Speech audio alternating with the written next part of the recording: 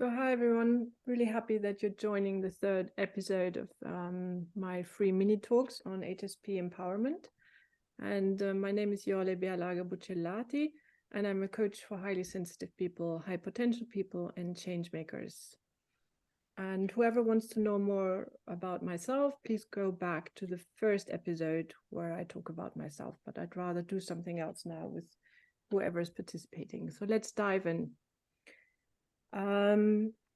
My approach to the body and to the core is somewhat different from conventional therapy in the sense that I do not like to separate the four core elements of the core, but I rather want to see it as a whole. And this is particularly important for HSPs because that's the way we work.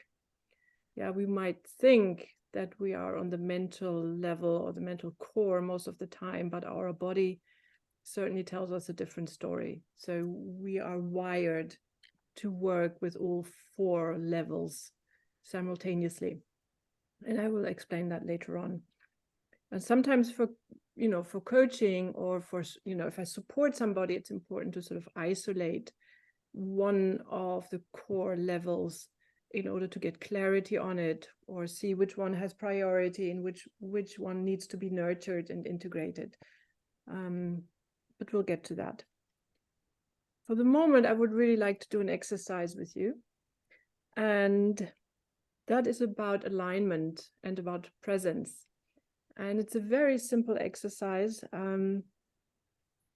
that will, I hope, make you understand how that whole actually makes you feel, not understand, how that whole actually works. So ready? Put your feet on the ground and feel the connection to the ground.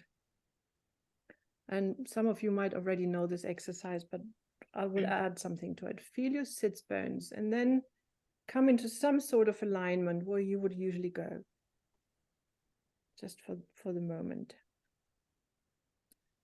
And then do what most of us do when somebody tells us to go into alignment and sit up straight, and that is we start pulling our chest up. We start sort of, like dancers, we start pulling here. And just feel into your body what that feels like when you do that. Whether you can, when you start sort of, just pulling your body up, whether you can still feel your feet. Whether you can still feel your whole body in its entirety. Whether you can breathe. And how present you actually are in that moment when you just pull yourself up.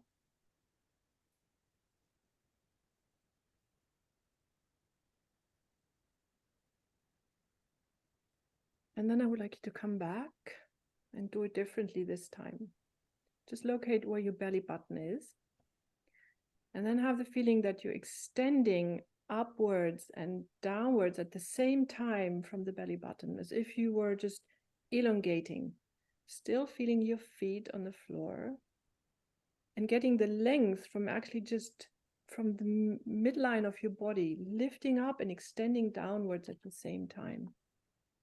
If you have questions about this, just let me know.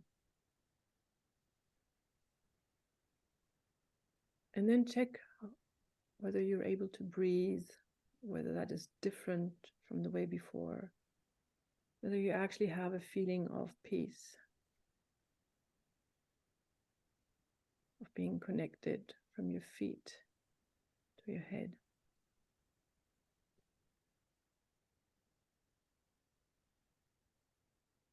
And before you all go to sleep, come back to me.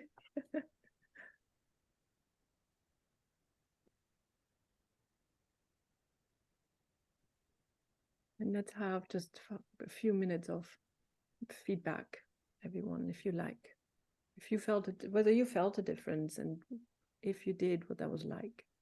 Whoever wants to. If you. Hi, Gail. Hello. Hi.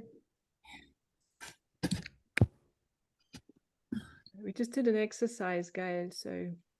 Yeah. So sorry. Every link that I tried, it wouldn't let me in. So. So sorry. That's all right. I got in the end. So what was the exercise? Let's just see for the feedback. Is there anybody who would like to give feedback, or would you rather not? And then we just go on. Yeah, I'll jump in. So I've been up early. For those of you who don't know, I live out near Seattle, so I'm quite a bit behind you right now, time zone wise. So I was up early this morning, and this exercise made me aware that from the time I got up until doing the exercise, I wasn't fully sort of present and grounded to much of anything I was doing between 5 o'clock in the morning and now. So I just noticed that. So that's great. So that is, you know, such an easy thing to do, and the effect is enormous if one allows it. So thank you for that feedback. Happy to have you present now. Anybody else? Oh, sorry. I like the first part, but when you said stretch your belly button, I tensed up. I was like, I have to, and yeah, it's like I have to do an exercise. I had a hard time to just feel it, but not tense up. So immediately I was like, okay. It was interesting. That's a very interesting bit we'll get to, and that is interference. You know, why the system sometimes doesn't want to go to a place that actually would be relaxed. So thank you for that.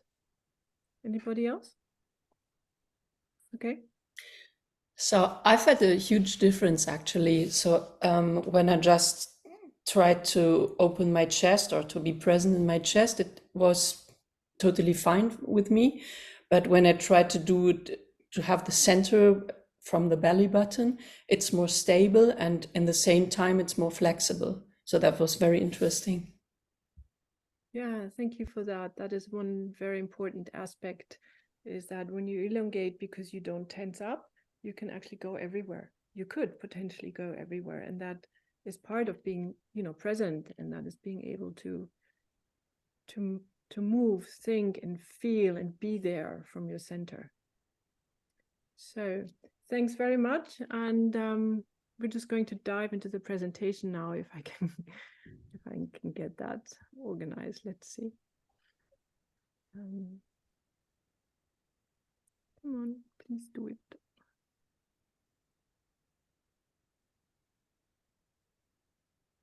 Right. So I just did hide you. I hope that's okay. Right.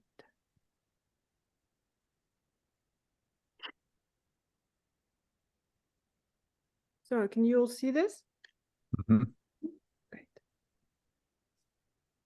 So I just wanted to start with that because this is just, you know, to explain the fundamentals of my approach, is that I really like this quote. I don't believe in the mind-body connection because I don't believe there's a mind-body separation, which is, you know, it's a very fine line, but it's a very important one, because I honestly don't think there's a separation, that it's a complete whole. And that goes for the 4 levels we're going to talk about. I don't believe that there is a separation between these 4 core elements. Sometimes it is useful to do it that way, but the way we human beings are wired, there's actually no separation, okay?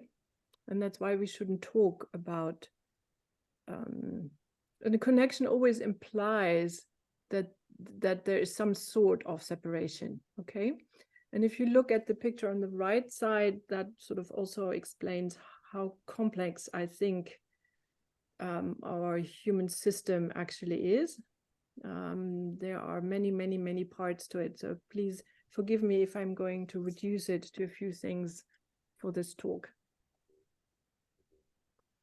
So as I already said, there are 2 basic ways of looking, you know, understanding, seeing, or sensing your core. And the picture on the right side, you know, the 4 circles that are sort of connected but also disconnected, implies that this is a system that is loosely related to each other. And that is usually the case with simple or complicated systems. And with a simple system, you have a cause and effect relationship. And with complicated systems, it's usually a closed system, and it's more mechanical in the way. If I do A, B, C, and D, I always get G. Yeah. So for example, the motor in your car works that way. And you always, you think that when you keep a certain order, you always get the same result. And that doesn't apply to human beings at all. Yeah, and certainly not to our core. The way I see it is, we are a whole that has integral parts that are in themselves complex and dynamic, and then as a whole again. So in that sense, it's an open system, and whatever you do, you can get very different results. Yeah, you might do the same thing with one person and get a completely different result than you do with another person. And to many people, that is very challenging because you cannot control that. But in a way, we can direct it, we can invite it, we can shape it, yeah, which is very different from control. So you guys, if you have any questions, let me know, yeah? So let's talk about HSPs. As you know, HSPs are wired in a deeply embodied way. And this applies actually to all human beings, but it applies very much to HSPs. And if there is a part of ourselves that we cannot feel, that we cannot sense, that is not in our body, we can actually not live it. In a bit like, what Sonia said when we did the exercise, that there was an invitation for something, but she couldn't really go there. Yeah. So that was a very courageous thing to say. But that's exactly what I mean. There is something that is reflected in your body that actually reflects other parts of your core. Then, when we say, what does feel mean? For each of us, whatever we feel is very individual and very dependent on, the temperament we were born with, and whether we've had trauma and how much and which kind of trauma. So the way we feel can actually change in the course of our lives in a very dramatic way, negatively or positively. Then I will talk more about presence later on, because as I think it was you, Rick, who said, when you did the exercise, you suddenly felt present, you were there. Yeah. And that presence is not something you can force. It is not something you can manipulate yourself into. It is based on having a supple dynamic core, and at the same time have your core present with integrity. Yeah. A word that is not very often used in Western society, but it's such an important word, is sensuality. And out of the 4 core elements that I will present, it's the basis of 3. Okay. And the only one that is not based but connected to sensuality, meaning feeling, yeah, is the mental core. It's what we do. We think that it's disconnected from our body.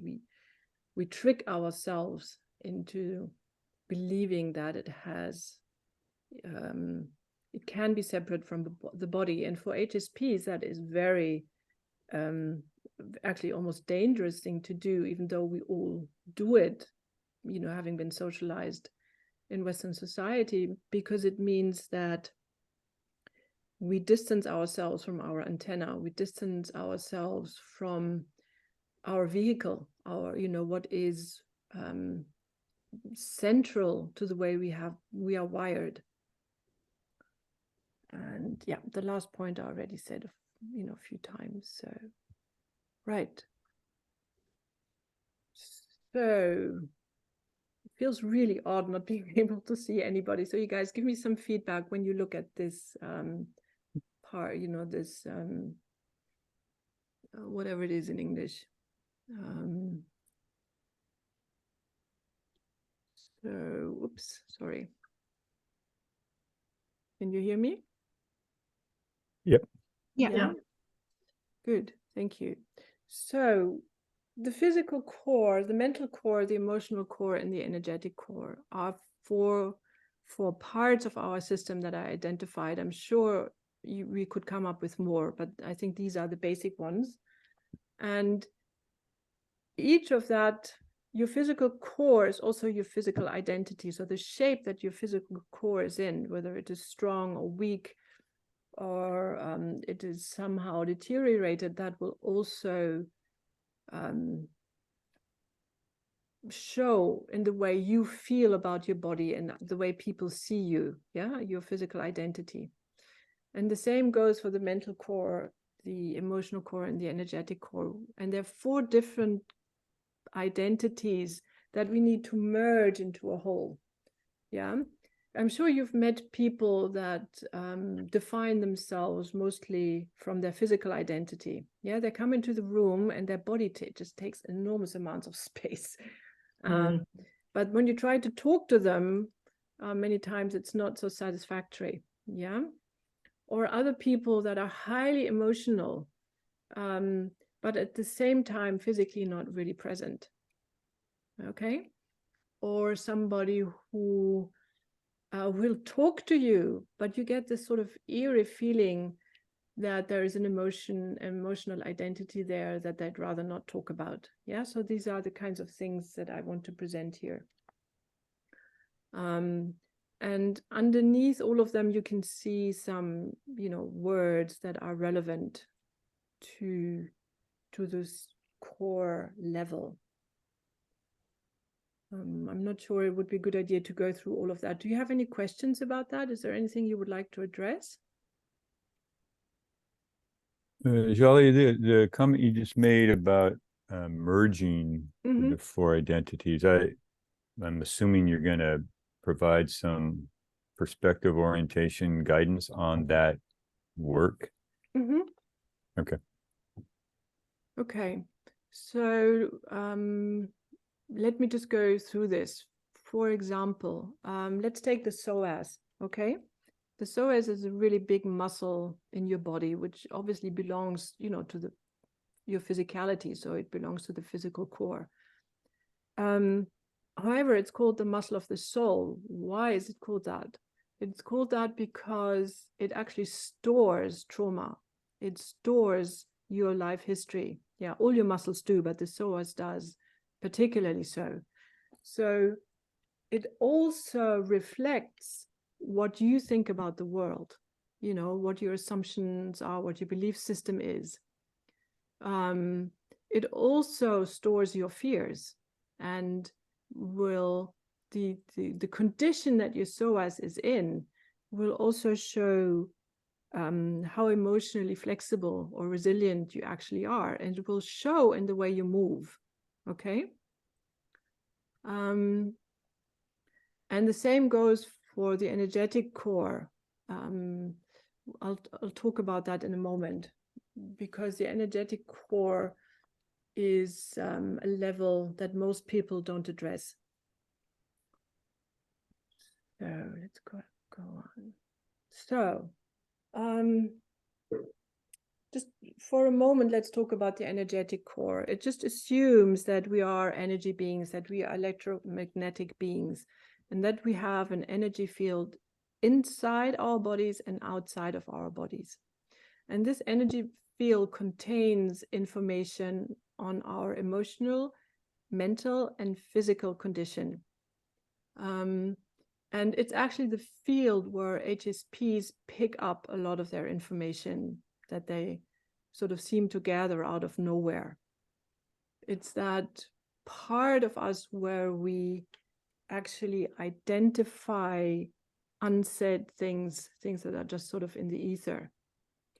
Do you have any more questions about that level or element of the core?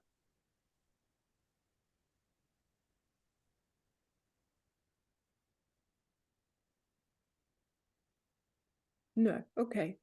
So let's talk about common pitfalls for HSPs. One of them that belongs to the physical identity is my body is my enemy. I'm sure a lot of you can relate to that in the sense that our body just acts up. You know, we get stressed, we get overwhelmed, we have problems with certain kinds of foods. We can't take as much alcohol as other people. You know, maybe we have problems with sleep or anxiety and panic. So our physical identity, that part of ourselves, is compromised many times. Okay, another thing is, for example, with the energetic core, that people say, energy doesn't exist. You know, it just, you know, auras and energy fields and picking up things that are not being said, that just doesn't exist. And for an HSP, that's a problem because, as I said, that is our natural way of being in the world. HSPs many times have very high sort of waves, amplitudes, you know, high or low of emotions. So the emotional identity is compromised because we don't trust it, or we are, you know, we get feedback like, oh, you are too much, you know. And then when we withdraw, people will say, well, you're not really here, you know, you don't take part in, you know, in what we do. And on the mental level, we very often hear, your thinking is too complicated. You know, why do you need to be such a deep thinker? Just, you know, go and have some fun. And to address your question, Rick, I think that all these levels need to be calibrated. They need to be, you know, if there's one part of us, let's say we've had a lot of trauma and our physical identity and emotional identity is, you know, really compromised, but our mental level actually works. We need to feed and heal the part of you know, the core that is actually undernourished, if you wish. Yeah. Does that answer your question? It's starting to. It's starting to. Let me just finish this, and then, because I find it really hard not being able to see anybody, so I'll just finish this and then we can actually talk to each other, okay? So what is presence and where does presence come from? If you're a change maker, you know, to be seen and heard is actually very important. And that quality of presence that, you know, makes people notice you when you come into a room, or actually even notice you when you're speaking, or when you're doing whatever you need to do, is very important. And how do you nurture that? You nurture it by actually making sure that the 4 core identities are online. Okay, that you can be in that center that we actually addressed in that exercise at the beginning, where you don't have discussions with yourself about who you are all the time while you are trying to bring forth whatever you want to change. Yeah. And I don't think I'll go into these questions now. We can do that, you know, at a different point. I just put them there for whoever wants, you know, is looking at the presentation later on. These are just some questions for you to contemplate. So, this is a beautiful poem that if you have time later on, you can go back to the recording and actually read, because it's just so beautiful. So, hi everyone. I found that really difficult to talk without seeing anybody. I've heard that before, but as an HSP, I find that really unsettling. So, I didn't realize that you didn't see us. So no, I didn't, and I found that very odd the first time I tried that. So let me just put away all my notes. Rick, could you please specify your question again?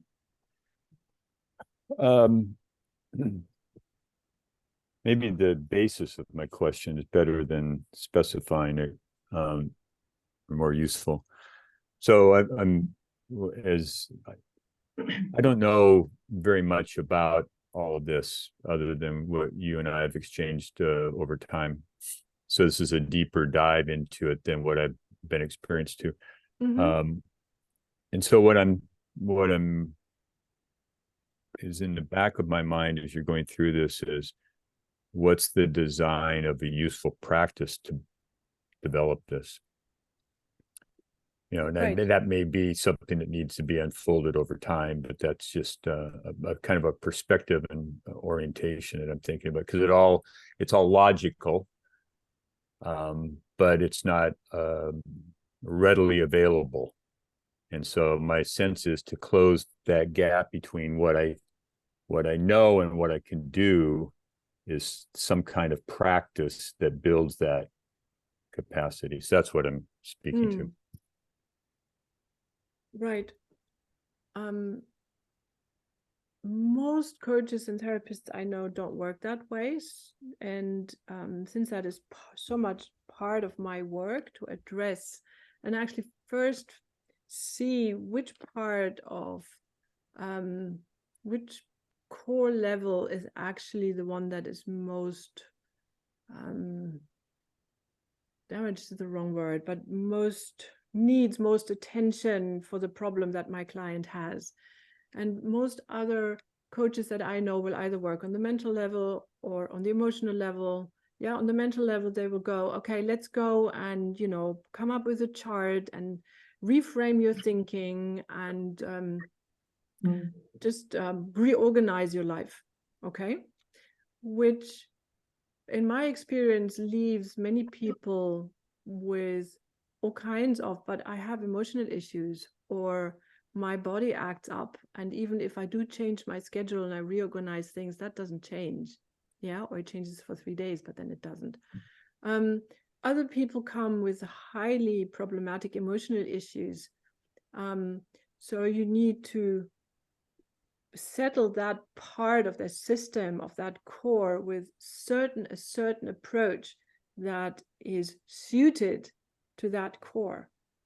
But then it is actually necessary to take the person from that level also to the mental level, so they can actually go out in the world and apply in a conscious way what they have learned.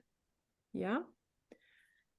Then, for example, if I have somebody that comes to me actually for Pilates, yeah, I developed my own Pilates method, and I can see that their muscle system is really rigid, then, you know, a physical trainer will just let them do stretching. But for me, that is actually a sign that there is another part of the system, namely possibly the mental and the emotional core, that is out of whack. And then I need to address, in order for that person to actually know what letting go, being flexible, being nimble actually feels like.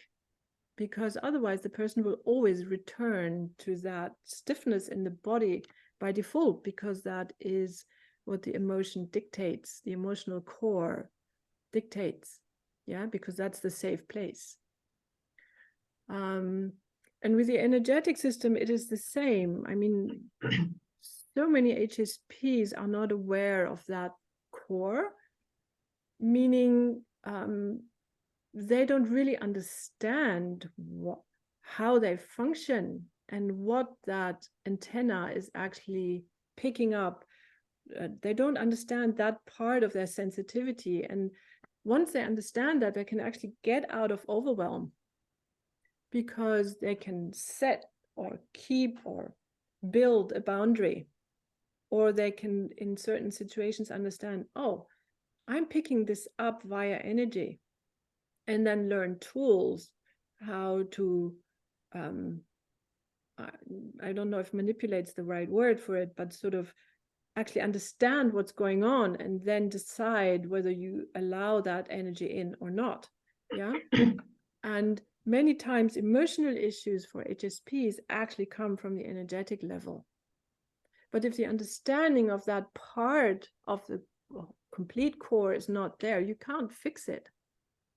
Yeah, you can't balance it, you cannot integrate it. So that's a long answer to your question, is that for every client I have individually, I need to look which part needs foundational work, which part needs to be nourished first in order to get all the other ones online. And we will only be, you know that change makers are very dear to my heart. We can only be effective change makers if these four core elements are somewhat online. I'm not talking about perfectionism here, that doesn't exist. But in order to have that presence, we need to have some sort of effective balance between all of them. Yeah, just imagine you have somebody who's, giving you a really, really wonderful talk about what they're passionate about, but they're actually sitting like this. Yeah, or they don't look at you. You might not even listen to them. Yeah.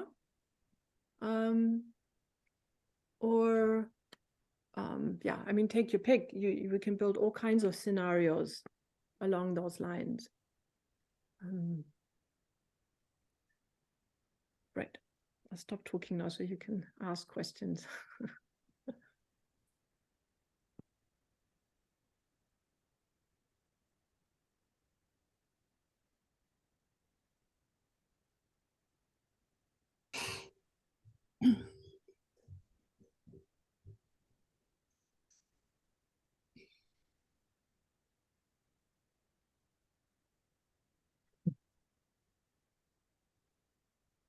There was so much to read and to take in, so I just where does this theory come from, that there are 4 parts of the core? Is that something you have learned, or is that your own theory? Well, for this purpose and for my work, I decided on this integral approach, but of course other people have talked about that before. Yeah, I just don't find it being talked about in the therapeutic or coach community. Yeah. Which if you follow Ken Wilber, however, then you will find, part of this approach for sure. But a lot of it is based on my experience and the way I want to work, the way I understand the world, and how we can heal. Yeah, classical therapists like behavioral, they focus on the mind and sometimes I think on the body a bit, but like not energetic fields or the pure body. It's just left out, and it makes sense to. Yeah, I had to laugh when you said they give you a list, do this, do that. I have, as you know, experience with that. Like, yeah, you have to do this, and then you feel better. And this will, like, no, it doesn't, and it's like really, yeah, no use to do some things just intellectually sometimes, to like make a list of things and then follow the list and do things with your mind, or just imagine that you are don't be afraid, like this people always say, don't be afraid, don't be ashamed, like it's like schnips, and then it won't happen that way. It's like I feel that many therapists I experienced that many therapists give you directions, and when you can't follow them, it's like, what am I doing wrong? It's frustrating often. Yeah, thank you for that. That was also my experience, and I was in a lucky position that I had studied biology and neuroscience. I'm also a dancer, and I'm a Pilates trainer, and I'm an artist. So it was easier for me to actually combine these things than it maybe is for other people, because I combine it, in my own history. But it certainly also came out of my own experience, having been in therapy and having been left at that spot of, well, if what I do with you doesn't work, then I don't know. And I think that's just not good enough. Yeah. And for many people, I think I also experience with other people, they are very much frustrated and think it's their own fault if they can't do behavioral therapy, if they can't be better. It's like, well, it's my fault, or people are like nicht therapierbar oder austherapiert. That's like I can't help you. I don't know the English word. It's like a terrible word. You're austherapiert. Like there's no chance anymore. It's like really so. Yeah. No, I terrible thank you for that. I them. thank you. Yeah, I thank you for that, because this way of talking to a human being, I find impossible. It just that either we haven't found a way yet, or we haven't thought deeply enough about that client. Yeah. And I think if you apply that idea of the 4 cores, you know, you can actually, most of the time, identify where the biggest crack is, where the biggest imbalance is, and where the person needs sort of most support in order to get their feet on the ground. And then apply other things. You know, but at the same time, I cannot assume that, you know, therapists can actually have this big knowledge about these 4 elements. But, you know, maybe in the depths that I do, because I've studied it for so long, but I would wish that people would sort of at least apply the basics of this idea, rather than saying, well, if I can't fix you on the mental level, then something's wrong with you. Yeah. That is very unfair. Yeah. Or this, I sorry, I can't help with it, but I try to think of another way, or try to do some research what could help. And sometimes it's just it's the end, and there's no other way. And if you don't do research on your own, sometimes it's very hard for people just to they have therapy for 20 years, and I don't think that's the way to do it. Like have cognitive therapy all your life, and it doesn't do any good. Maybe for some people, I don't know, but yeah, I had a client, just to sort of wrap that up, just yesterday, who was in a clinic, and they told her that she was schizophrenic, paranoia, and I just, something didn't match. Now, I'm not a psychiatrist, but I asked her, did they ask you about trauma?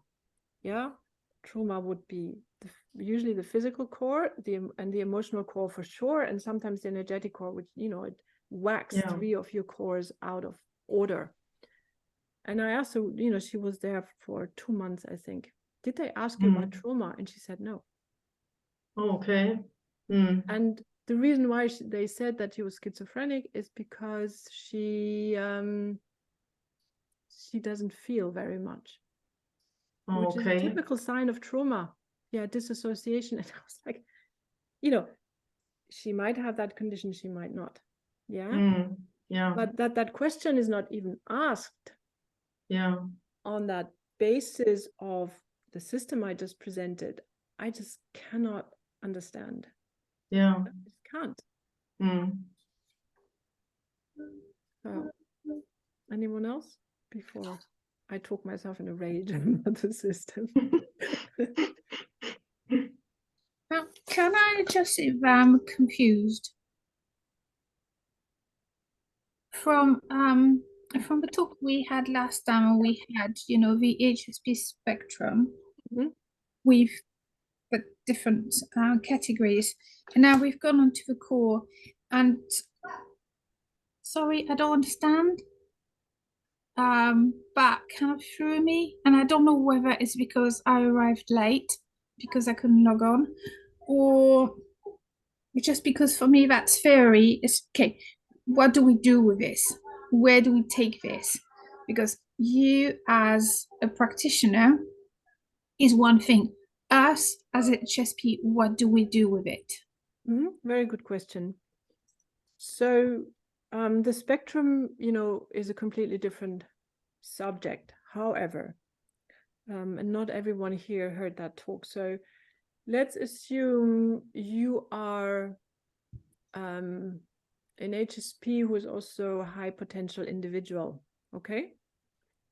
You might actually, if you don't understand your wiring, you might actually stay on the mental level most of the time in order to be able to exist in this world, yeah, to communicate with people, find some way of being part of a group, yeah, not knowing that the emotional and energetic part of you is actually very valuable and will always act up if you don't live it.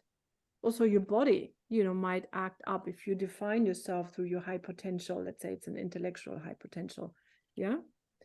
And if one understands that principle of these 4 parts, an HSP might be able to ask themselves. That's why I put also those questions in that you can look up later.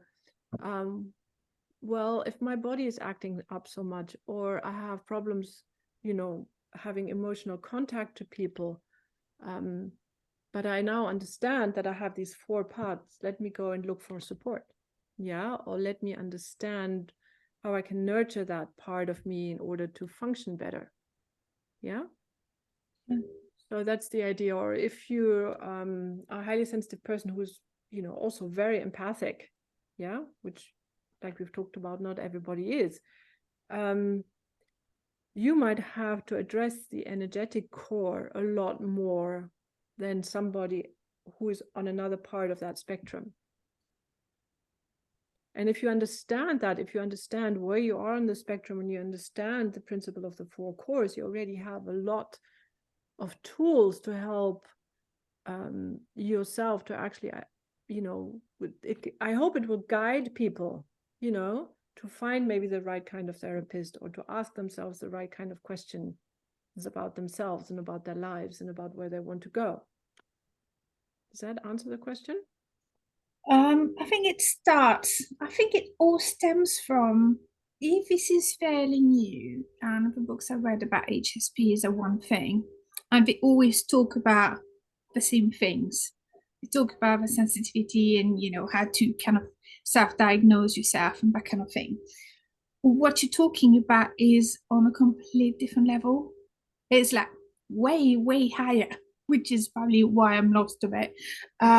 Because the questions I'm asking are not at that level yet, because I'm still discovering all these bits I've never heard about before. Or you taking me somewhere where I've never been. So I find it hard to ask the right questions, because it's like learning a language. And I don't have the words for it yet. Okay, so let me I don't. No, let me try this way. Let's say, I mean, you know, I know these books. I know a lot of these books, and they keep harping on the sensitivity. And, you know, which is fine. Most of us here know that backwards and forwards. Yeah, it can be a gift. It's a huge gift, but it can also be a huge pain if you don't know how to deal with it. Yeah. But let me see that I don't get lost here. There are so many other parts about being highly sensitive that are highly relevant. As I said in the first talk, the missing link, you know, that we have so many aspects that actually make us really relevant for the times that we are in. And I think we, you know, as highly sensitive people, we will not get anywhere if you keep just harping on our sensitivity. Okay, we have that, but what for? Okay. And I don't want it to be an excuse, you know, for those who are inclined to want to come out of the victim part, to say, okay, where are my tools that I can find to actually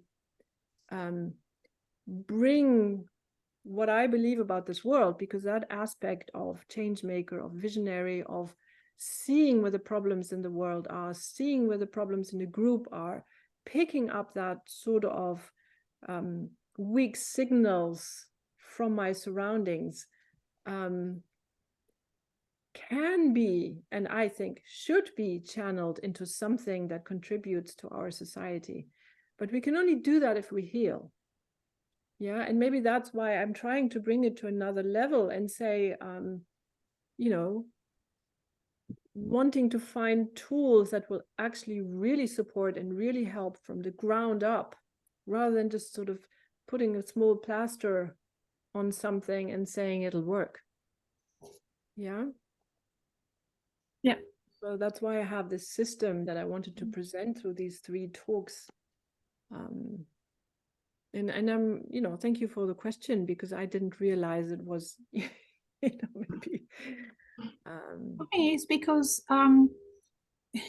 you know, a lot of people can write book on a certain level, and then they, I don't know whether they do it intentionally to be acceptable, or whether that answers most of the questions that they think people have. You've obviously delved a lot deeper into this than the other books have, because the others are more about how to identify why there's something that is not right and why we feel disconnected or not functioning at the best of what we have. I think the talks of what you've done is how can we function to the very best, having in mind there's a whole untapped world that personally I don't have the words for, that all the assumptions I had made in all these years of thinking, right, so that comes from this, that comes from that, and this is why I can't do this, but why I function that way, and trying to sometimes work backward with tools that actually were not for me, but I'm discovering that now. So it still doesn't help me in asking the right questions in the sense that I still don't know what the words are for what I'm looking for. But that, you know, is okay. Yeah, because like I said, the feeling always has priority, always does. And if you've understood something because you can actually feel it, at some point you will have the words for it, not the other way around. Yeah. And as long as that feeling sense is alive, it will take you somewhere. And especially if you're an HSP. It's not necessary to have words for everything. It's just what we believe in Western society, that we need to have words for everything. We actually understand things in our body, in our feelings. That's where we understand. I've had an interesting conversation with a friend this afternoon where she was questioning the RCT, which is root cause therapy, for anyone who doesn't know what that is, that I'm training on at the moment. And she asked me, was I not scared of using a technique that is not mainstream? And my answer to her was, I don't really care about the money. I don't really care about doing what everyone else is doing. What they're doing doesn't really appeal to me. And I've looked at it. It didn't do anything for me. So therefore, that's why I was not interested. And when I tapped into something specific that feels like it's the right thing, I acted on feeling. Exactly. So you are a typical HSP. All right. Okay. Yeah. Yeah. I just feel it differently. I think it differently. And part of empowerment is to say, you can do whatever you like. That is okay. I'm not judging it, but it's not for me. My way of doing it is different. And I can see that there's something that's not in sync here. And I will do it differently. That's, to me, that's, you know, that is an empowerment. Yeah. So you don't have to talk. That's the positive part of your sensitivity, is being able to sense that there's something that doesn't add up. And the next level is to have, let's talk about these 4 cores again, to have them in enough integrity. You have enough things that you build for integrity and presence to be able to say, I'm going to do it my way. Okay. Even if that's at odds with mainstream. And I think that goes, you know, for a lot of us here.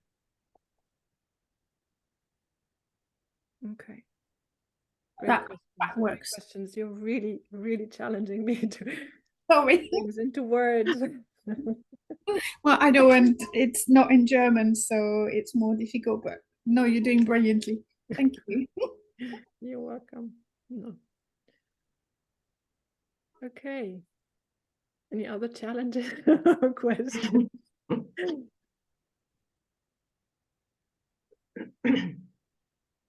It's not a question as much as it is a curiosity, and because of my unfamiliarity here and starting to think about it in the context of all sorts of things, including my work, which is the additional layer of complexity, for lack of a better term, that might emerge in a group of people that you're working with whom are somewhere individually in different places with the four elements, and how you might use this thinking to bring some coherence for a group who's trying to actually be coherent for the sake of getting stuff done. Mhm. You know, so I don't even know how to. I barely understand it at my own level right now, much less thinking about it. But I'm thinking because that's the nature of how I often am working, to understand this and how it might ultimately be a way in which to help support that coherence for people, for the sake of what they're trying to get done collectively. Great point. I'm not there yet.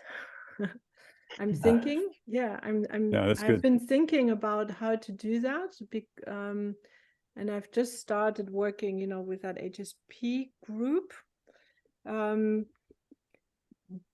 But I would like to actually be able to take these concepts, you know, into, you know, in the long run, maybe even a business environment. So that is one of the next things I need to think about, how to do that, because one would actually need to find sort of a meta level for this, yeah, because you obviously cannot address every individual. So maybe my answer at this point would be, let me see at which level is the group as a whole. So which part, if you look at the group as a complex system, which part of the group core is the one that needs most attention in order for the group to balance and get work done? So that is, for example, let's say you have a group, which in a business context isn't that often, but it might happen, which has a lot of very uncalibrated emotional people, or a person who is very narcissistic, and people that, and the rest of the group is very scared. So to me, that would be definitely the emotional core is unbalanced. Yeah. And you try and get something done on the mental level by addressing the mental core of that group, you will probably not get anything done unless you address the emotional issue, so that can sort of integrate for the whole to actually function. And most people will try and address the mental level and make that work, but it won't work because it can't, because you can't close the loop, basically. Yeah, you saw that first picture that has the four elements that in itself makes another sphere. Yeah, I see that as a 3D sphere, but you can also see it as a circle. And for things to actually be present and move forward and be, I don't want to say functioning, but I don't have, as you say, for the lack of a better word, in that context, you need to see, if if you look at that sphere, something is being pulled out of that core, the whole thing is not functional. But that's interesting. I always connect business with hierarchy, especially in those environments where they say, no, we don't have hierarchy. Then there's an internal hierarchy. I would think that's it's very interesting, but I just thought, well, when I think back at my workplaces, no way that would work, because there's always this internal hierarchy and people are scared to stay, but that would be a great but way. that is the emotional core, fear. Yeah. Okay. Okay. And where does fear go? Okay. You know, and if you look at these 4 elements, where would you find fear? You could probably find fear in all of these 4 elements. The question is, where is most of it? Ah, okay. Yeah, fear would be the belief system that there's a hierarchy and I'm not allowed to say anything against it. Fear will be in the energy field, just like the power of the person at the top of the hierarchy is also in the energy field. You might have it in people's bodies because they're really tense, they can't breathe. Yeah. Yeah. But experience will tell you, where would I go first in order for everything else to settle? Yeah. Does that sort of work for you, Rick? Or it's progressive. Your response caused me to think, about the possibility that different groups who are joined together to do common work could be particularly strong or weak in certain elements because of the nature of the work. exactly. So in some ways, maybe a weak signal or a lead soft indicator might be, what is the core task of this group of people to get done, and where does that plot among these 4 things? Very interesting. And that could be, it could be both the strength and the weakness. But I mean, I don't know. I'm just thinking this stuff out loud right now. I've really got into it. So yeah, I love that. Yeah, I didn't even think that one could apply to so many things, but yeah, you can. Maybe it's like a hologram. You can sort of find it at every level. I hadn't thought about that yet. Yeah, let's have another discussion about that later. That would be great. So, well, I thank you. You've all given me food for thought to keep developing this. Would you have a book to recommend on how to develop these and tools? I need to write one. You need to write one. Okay. I guess I would need to write one. Well, they say that everyone has a book in them. Well, I already wrote one, so that would be number 2. Right. Yeah. Great. So thank you very much for your time and for your feedback again. And I hope we will continue the discussion on various levels. Thank you. thank you. Okay, so Thank you. bye-bye. Bye-bye. Bye-bye.